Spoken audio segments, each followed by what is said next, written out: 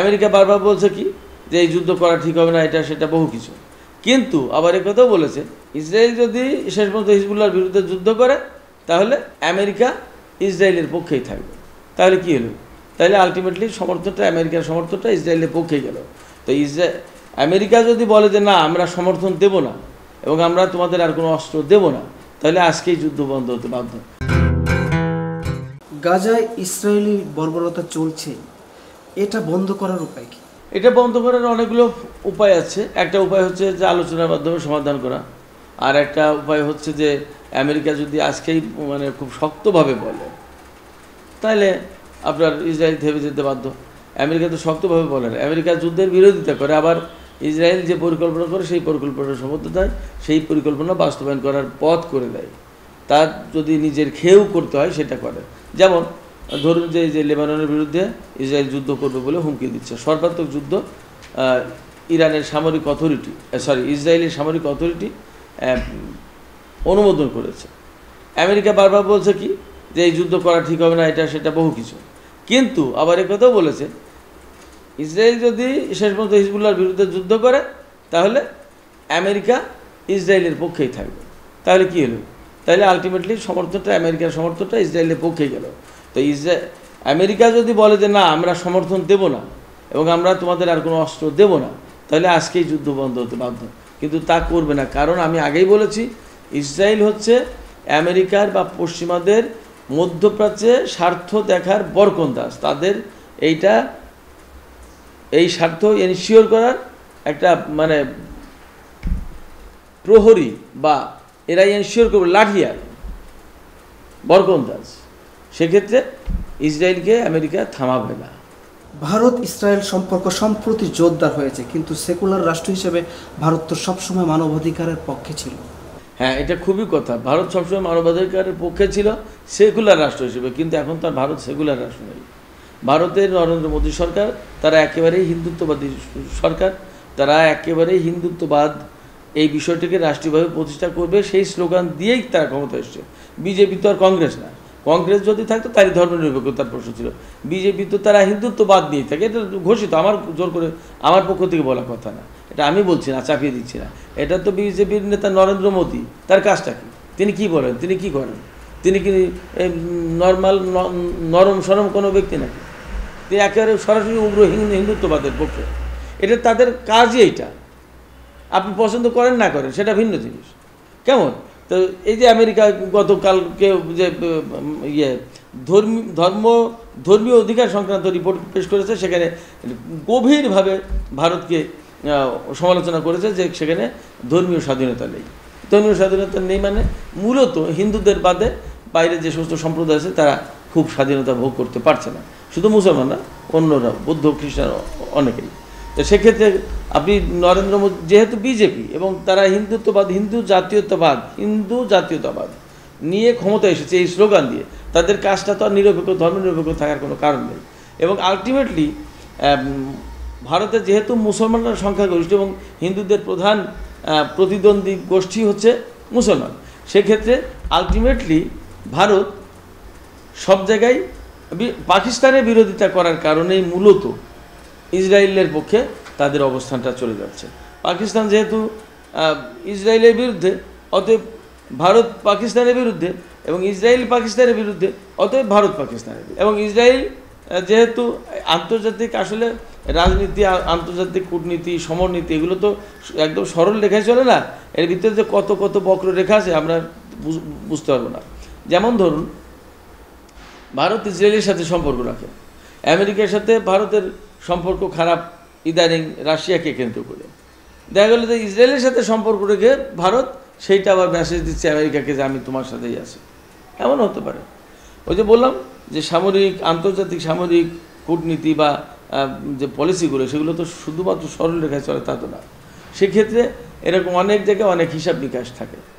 আমেরিকার সাথে একরকমের, আবার রাশিয়ার সাথে একরকমের, আবার চীনের সাথে তার একরকমের, পাকিস্তানের সাথে, ইরানের সাথে ভারতের খুবই ভালো সম্পর্ক, অথচ ইসরায়েলের সাথে ইরানের একেবারে ছুরি কাটাকাটি সম্পর্ক, অথচ ইরানের সাথে ভারতের সম্পর্ক ভালো, বাণিজ্যিক লেনদেন। ওই যে বললাম যে সরলরেখায় চলে না।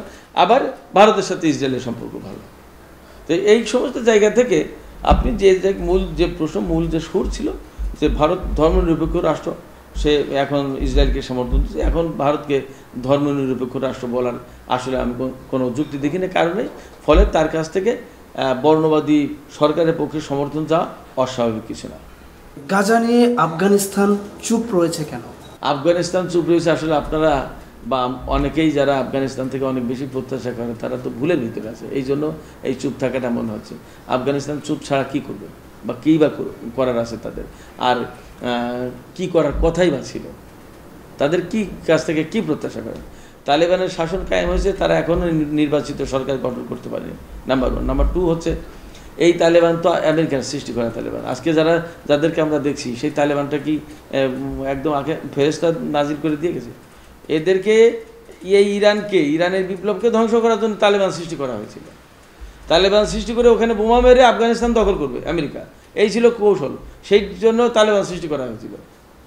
এটা তো বুঝতে পারিনি অনেকে এই বিষয়টা। আর ওই পাশে ইরাকে সাদ্দামের কাছে ম্যাস ডিস্ট্রাকশন উইপন অর্থাৎ গণবিধ্বংসী অস্ত্র আছে। গণবিধ্বংসী অস্ত্র কি?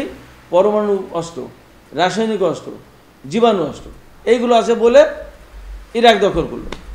আপনি খেয়াল করে দেখেন, ইরাক হচ্ছে ইরানের পশ্চিম পাশে আর আফগানিস্তান হচ্ছে ইরানের পূর্ব পাশে, অর্থাৎ দুই পাশে দুইটা দেশ দখল করে এই দুই পাশ থেকে ইরানকে দখল করে নেওয়ার, ইরানের বিপ্লবকে ধ্বংস করে দিয়ে ওইখানে একটা আলাদা শক্তি ক্ষমতার টার্গেট ছিল।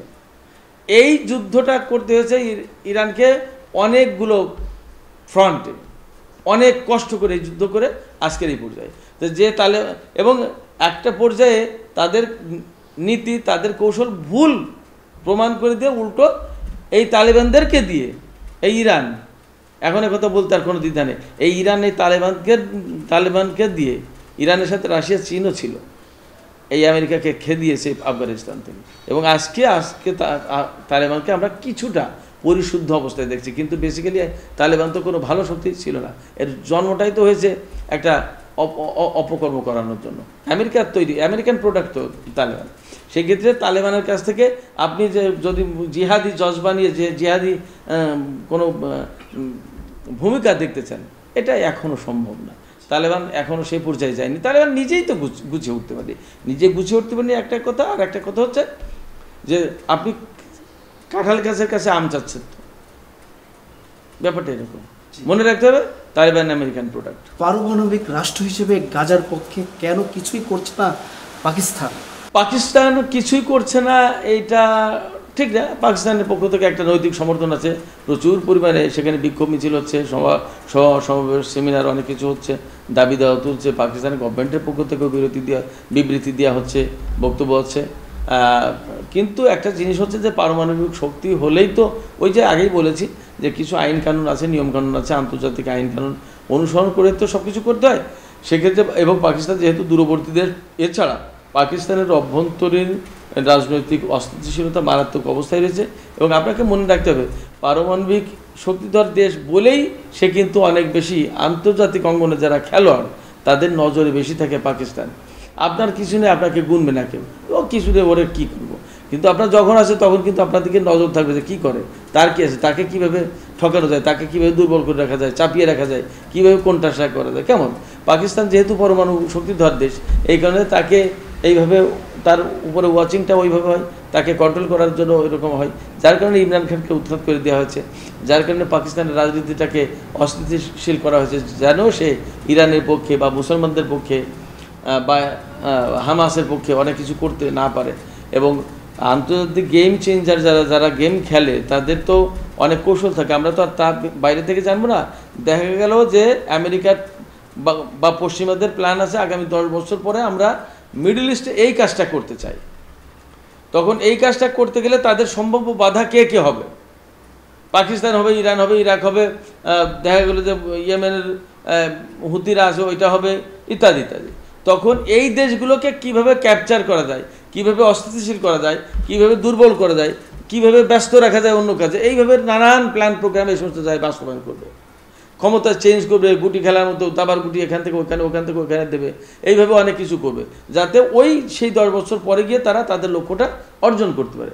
এখন যদি এখানে বিচক্ষণ নেতারা থাকে রাষ্ট্র ক্ষমতায়, বিচক্ষণ রাজনীতিকরা থাকে, বিচক্ষণ কূটনীতিকরা থাকে, বিচক্ষণ সমরবিদরা থাকে, সেনানায়করা থাকে, তখন তারা এগুলো উপলব্ধি করে বুঝতে পারে, যেমন ইরান পারে, এবং তারা সেইভাবে মোকাবেলা করে, কাউন্টার করে, অন্যদেরকে বুঝায়, অন্যদের সাথে জোট করে মোকাবেলা করে। কেমন এটা এইরকম অনেক বিষয় আছে, যার কারণে ওই আপনার এই সমস্ত থাকার পরেও, পরমাণু শক্তি থাকার পরেও বা অনেক সহায় সম্বল থাকার পরেও অনেক কিছু করে উঠতে পারে না নেতাদের ব্যর্থতার কারণে বা ষড়যন্ত্রে পা দেওয়ার কারণে। ধরুন ইমরান খানের মতো একজন নেতা যদি পাকিস্তানে থাকতে পারত, তাহলে হয়তো আজকে আরও কিছু পরিবর্তন আমরা দেখতে পারতাম, কিন্তু তা না করে সেখানে তাকে উৎখাত করে দেওয়া হয়েছে, এবং সেখানে তাদের ভেতরের রাজনৈতিক দলকে ব্যবহার করে তাকে সংসদীয় কায়দায় তাকে উৎখাত করা হয়েছে। আর কারো কোনো দোষ নেই, কারো দায় নেই, কিন্তু আলটিমেট লক্ষ্যটা কী ছিল? ইমরান খানকে সরিয়ে পাকিস্তানকে অস্থিতিশীল করো, সেটা করতে পেরেছে। কেমন? তো সেক্ষেত্রে এইরকম যে সমস্ত প্ল্যান প্রোগ্রাম থাকে, এই প্ল্যান প্রোগ্রামগুলো বাস্তবায়ন করে তারা সুদূর প্রসারী পরিকল্পনার আওতায় অনেক দূরবর্তী অবস্থানে থেকে, যা আমরা দেখতে পারি না, বুঝতে পারি না, এইগুলো জানার, বোঝার, দেখার মতো লোকজন রাষ্ট্র ক্ষমতায় থাকলে এই বিপদগুলো ফেস করা সহজ হয়।